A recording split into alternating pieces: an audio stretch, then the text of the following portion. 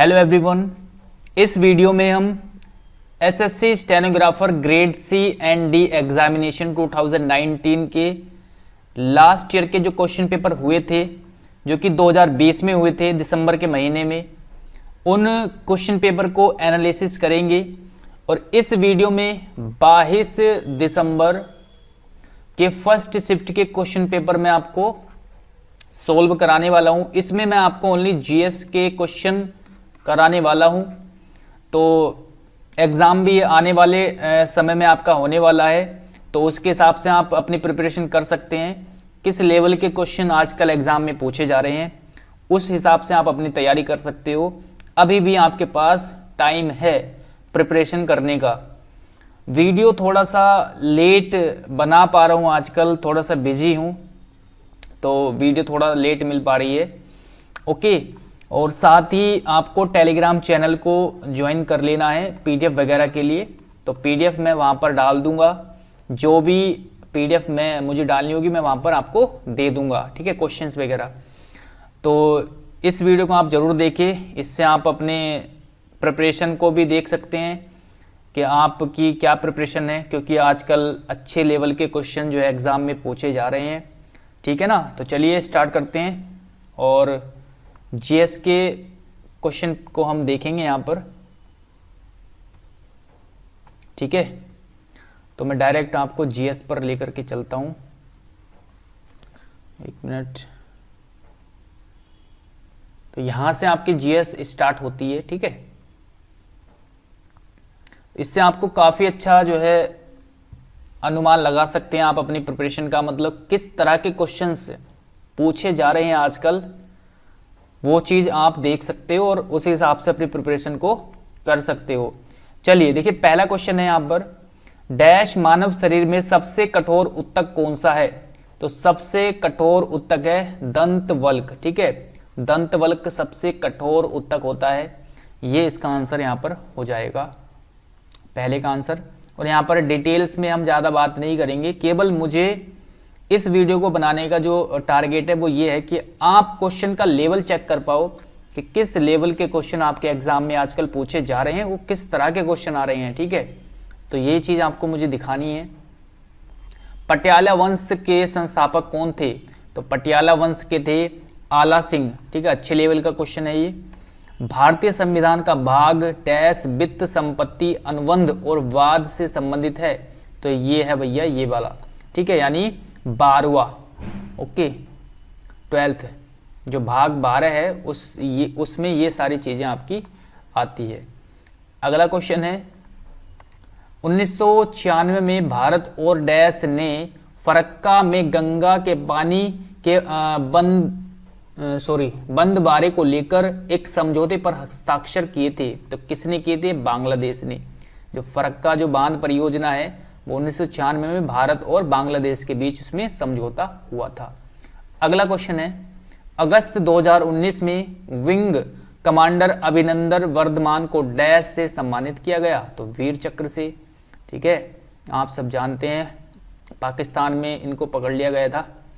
आगे है, पानीपत की पहली लड़ाई इब्राहिम लोदी और डैश के बीच हुई। तो ये है बाबर के बीच हुई थी पानीपत की प्रथम लड़ाई, ठीक है। कब हुई थी। 1526 में, आप सबको पता होगा, बाबर और इब्राहिम लोदी के बीच।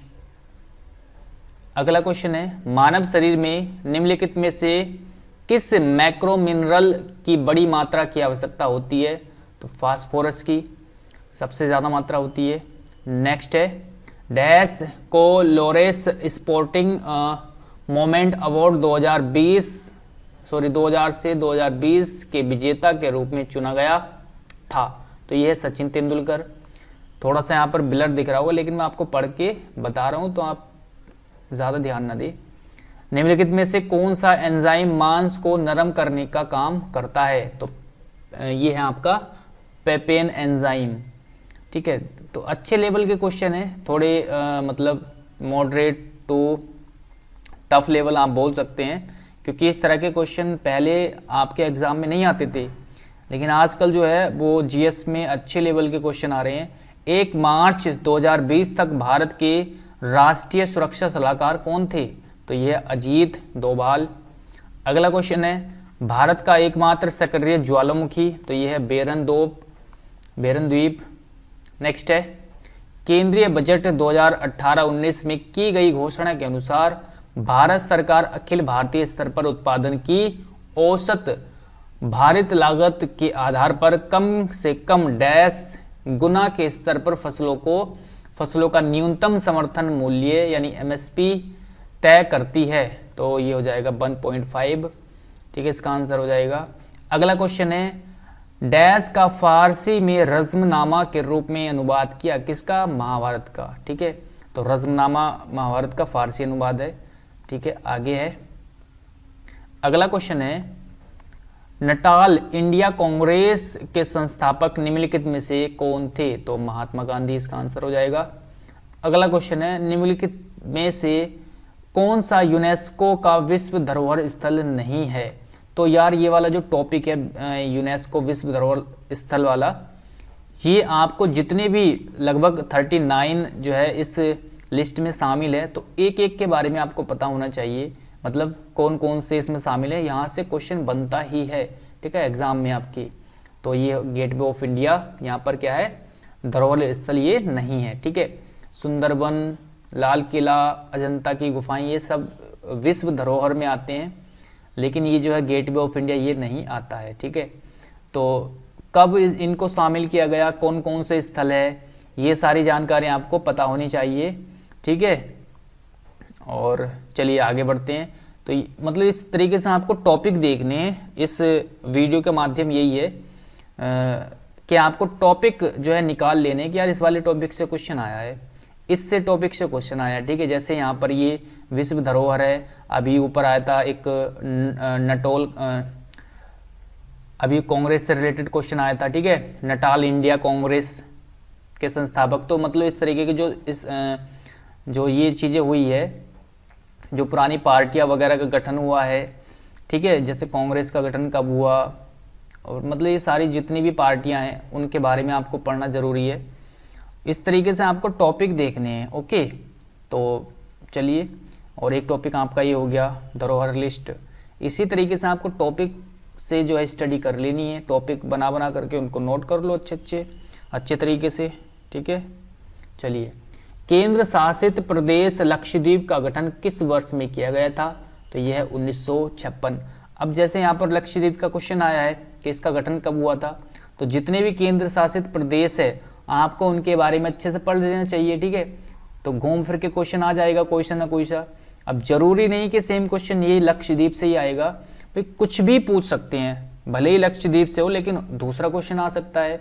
अंडमान निकोबार, पांडिचेरी, मतलब किसी से भी क्वेश्चन बन सकता है। तो आपको टॉपिक देखना है कि यार यहाँ से इससे क्वेश्चन बन रहे हैं केंद्र शासित प्रदेश से, तो आपको हर तरीके की जानकारी केंद्र शासित प्रदेश के बारे में होनी चाहिए, कब गठन हुआ, वहाँ के उपराज्यपाल या जो भी शासन करता है वहाँ पर कौन है, ठीक है। तो ये सारी चीज़ें आपको पता होनी चाहिए, ठीक है, क्योंकि कहीं पर सीएम भी होते हैं, जैसे दिल्ली में वहाँ पर वहाँ पे विधानसभा होती है, ठीक है। चलिए आगे बढ़ते हैं, अगला क्वेश्चन देखते हैं।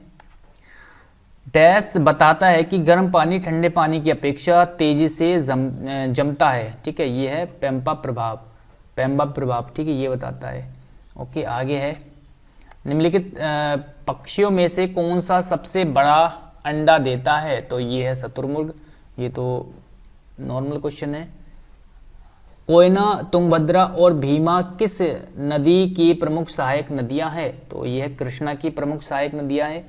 अब जैसे नदी से क्वेश्चन आ गया, तो आपको जितना भी नदी का जाल फैला हुआ है भारत में, ठीक है, तो उन सबके बारे में अच्छे से आपको स्टडी कर लेनी है। और उन पर जो बांध वगैरह बने हुए हैं, यहाँ से भी बहुत क्वेश्चन आते हैं भाई, उनको भी अच्छे से स्टडी कर लेना है। तो इस तरीके से आपको अपनी प्रिपरेशन करनी चाहिए। एक टॉपिक, एक नोटबुक बनाओ जिसमें आप ये इस टॉपिक वाइज स्टडी यहाँ पर आप कर सकते हो, ठीक है, अच्छे से नोट करके।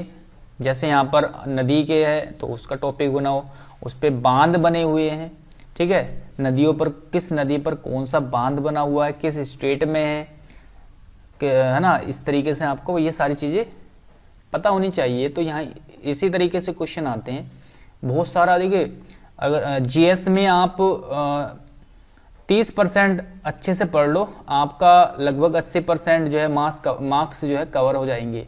30% अच्छे से पढ़ लो। ये जो स्टैटिक जीके होता है टॉपिक वाइज निकाल के अच्छे से पढ़ लो। 30% उसमें 80% आपके मार्क्स जो है सिक्योर हो जाएंगे। इतनी मैं आपको गारंटी के साथ बोल सकता हूँ। जैसे अभी भी मैंने कई सारे आपको टॉपिक बता दिए इसी वीडियो में, इस तरीके से टॉपिक वाइज आप कर सकते हो।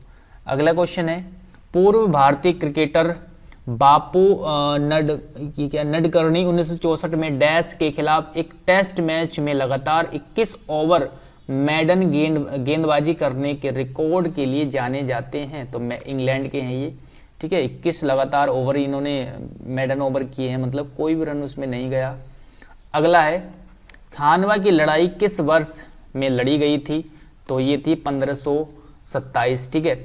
और देखिए इस तरीके से युद्ध से 2 क्वेश्चन आ गए हैं यहाँ पर। तो आपको एक टॉपिक डालना है कि प्रमुख युद्ध।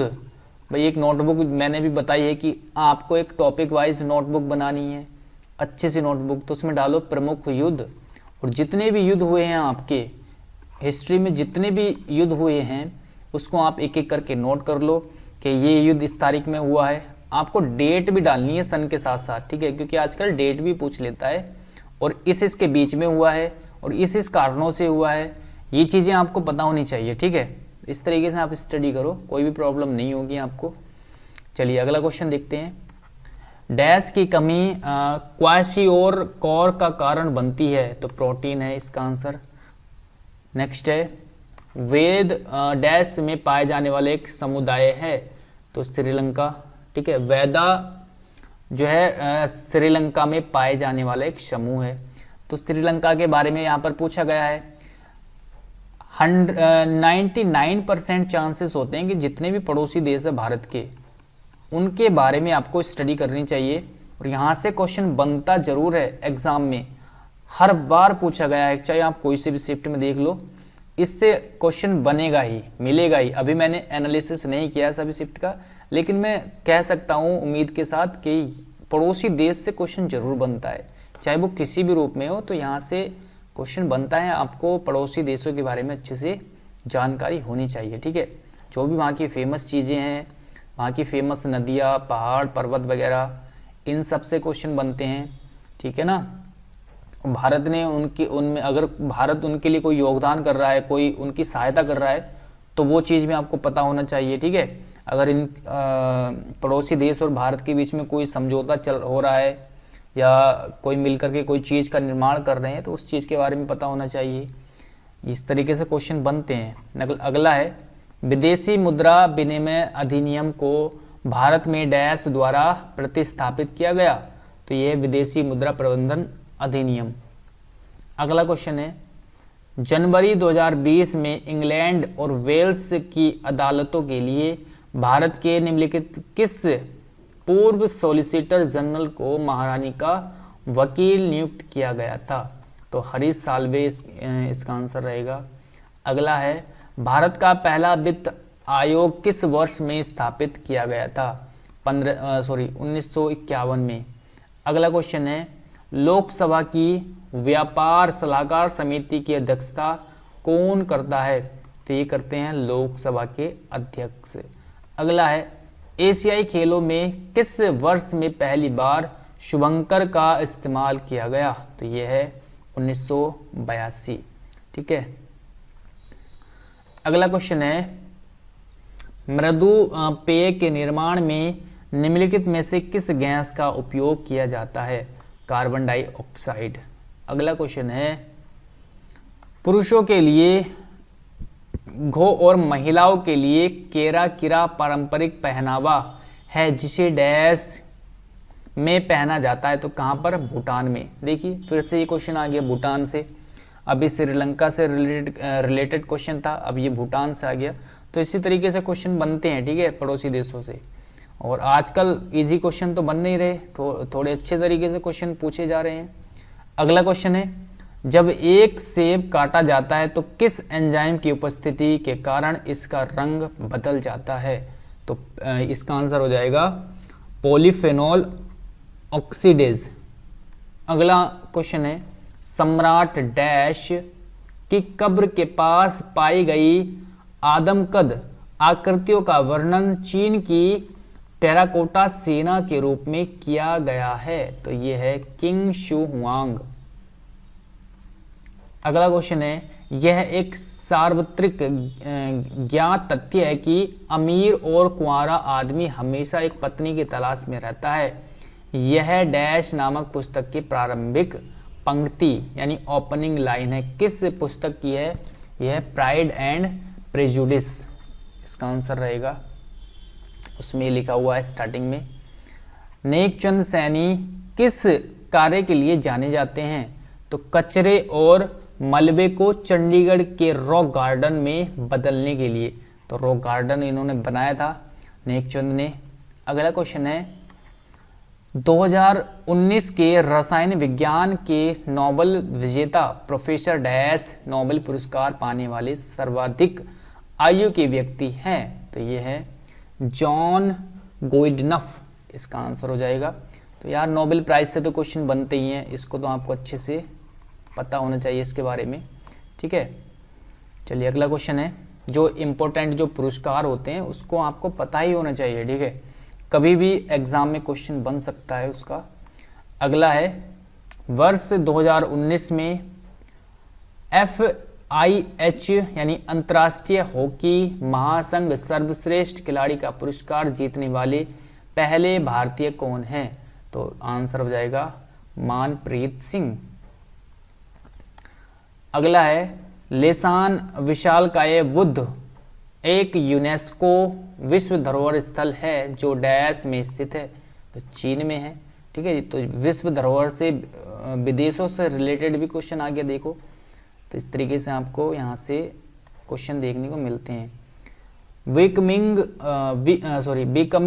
पुस्तक के लेखक या लेखिका कौन है? तो मिशेल ओबामा बिकमिंग के लेखक है, ठीक है। अगला क्वेश्चन है, साधु बेट द्वीप किस भारतीय राज्य का एक हिस्सा है? तो गुजरात का हिस्सा है ये। साधु बेट द्वीप कहाँ पर है? गुजरात में है। चलिए अगला क्वेश्चन देखते हैं। जंगलों में विशालकाय पांडा अब केवल डैश में पाए जाते हैं? तो चाइना में ये पाए जाते हैं पांडा, ठीक है। बहुत शैतान होते हैं ये, सातिर जो है जानवर होते हैं। आप YouTube पे सर्च करके देखना पांडा ठीक है। चलिए आगे देखते हैं। नई दिल्ली में मुख्यालय सहित प्रवर्तन निदेशालय की स्थापना वर्ष डैश में की गई थी? तो ये की गई थी 1956 में। प्रवर्तन निदेशालय की स्थापना हुई थी 1956 में। अगला क्वेश्चन है, गंगाखर पूनशुम विश्व का सबसे ऊंचा पर्वत जिस पर अब तक कोई चढ़ नहीं पाया है, यह कहाँ स्थित है? तो यह है भूटान में। अगला क्वेश्चन है, स्वयंभूनाथ स्तूप कहाँ स्थित है? ठीक है, यह है काठमांडू में। शंभुनाथ बोल सकते हैं आप इसको। तो ये कहाँ पर है? काठमांडू में। तो 3 क्वेश्चन तो यार पड़ोसी देश से आ ही गए, ठीक है।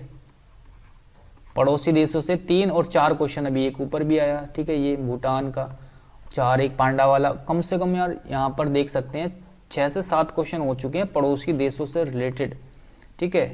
तो आप देख सकते हैं अभी चाइना वाला जो पांडा वाला था, ये वाला क्वेश्चन बहुत, और ऊपर मैंने आपको बताए थे बहुत सारे क्वेश्चन। मतलब 6 से 7 क्वेश्चन आप देख सकते हैं पड़ोसी देशों से ही आ गए अभी तक। प्रार्थना समाज की स्थापना कहाँ पर हुई थी, किस वर्ष हुई थी? 1867 में। तो देखिए प्रमुख जो स्थापना है, जो पार्टियां हैं, संगठन है, इनके बारे में आपको पता होना चाहिए। 2 क्वेश्चन यहाँ से बन चुके हैं अभी तक, देखो। एक आपका ऊपर आया था पहले। अगला क्वेश्चन है, निम्नलिखित में से कौन सा भारतीय राज्य नवंबर 2019 में आए चक्रवात बुलबुल से प्रभावित हुआ था? तो पश्चिम बंगाल। अगला क्वेश्चन है, मेलस डोमेस्टिका निम्नलिखित में से किसका वैज्ञानिक नाम है? सेब के पेड़ का, ठीक है। अगला क्वेश्चन है, डैश एक वैश्विक अंतर्राष्ट्रीय संगठन है जो राष्ट्रों के बीच व्यापार के नियमों का निर्धारण करता है? तो विश्व व्यापार संगठन।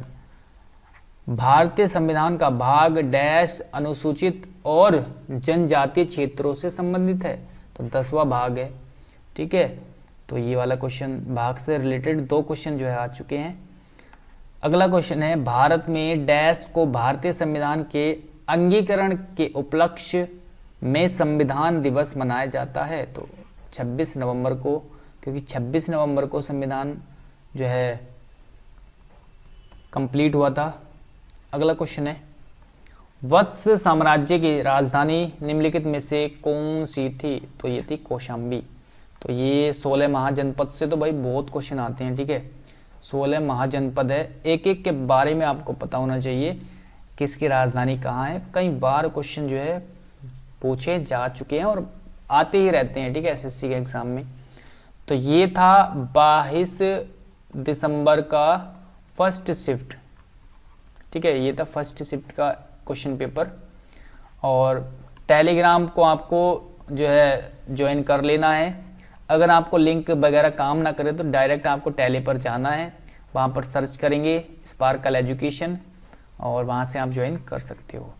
ओके, मिलते हैं अगली वीडियो में। Thanks for watching this video.